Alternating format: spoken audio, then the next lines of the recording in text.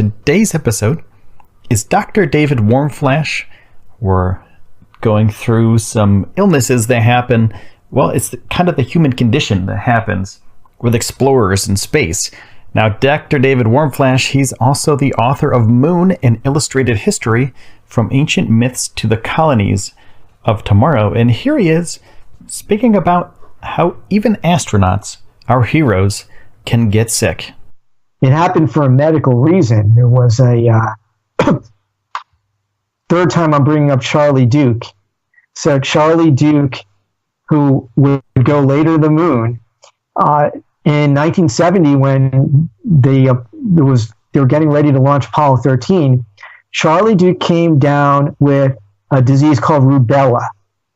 And for all the kiddos listening, you probably never heard of rubella because your friends don't get rubella because you've been vaccinated because your parents are really smart and made sure you got your MMR vaccine.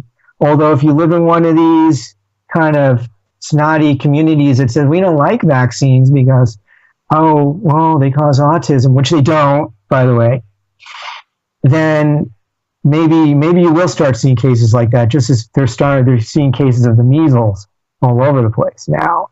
The rubella has been nicknamed German measles because I don't know why, actually. But it's also been called 3-day measles because it's a kind of a shorter sickness than the measles, but it's a really bad thing to get, especially if you're orbiting the moon and your two friends are going down to the surface of the moon. And there was one astronaut on the Apollo 13 crew, Ken Mattingly, who had never had rubella when he was a kid. And in those days, they didn't have the benefit of having this wonderful vaccine to prevent rubella. It was just coming out. It came out during the late 60s, and then it was put together with the vaccine for measles and mumps right around that time when Apollo 13 was leaving. So those guys would not have been vaccinated. And so their friend Charlie Duke actually caught rubella, and because all these guys are all training together, they were worried about, well, the two other guys on Apollo 13, Jim Lovell, the commander, and Fred Hayes, well, they had rubella when they were kids, so they were immune. But Mattingly hadn't had it, and they thought, well, if he catches it from Duke, that's it, and those guys will be coming up from the surface.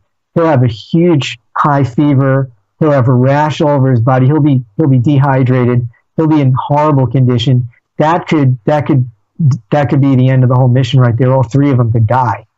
So they decided they got to replace either the whole crew with the backup crew or take the command module pilot from the backup crew, Jack Swigert, and replace Ken Mattingly. And that's what they did. So here they are 2 days before the mission, and they're going to the moon with a kind of unrehearsed group dynamic. But they had a worse problem, it turned out, because they ended up having a big explosion on the way to the moon and had to use the lunar module as a lifeboat, and they just barely got back to Earth with their lives.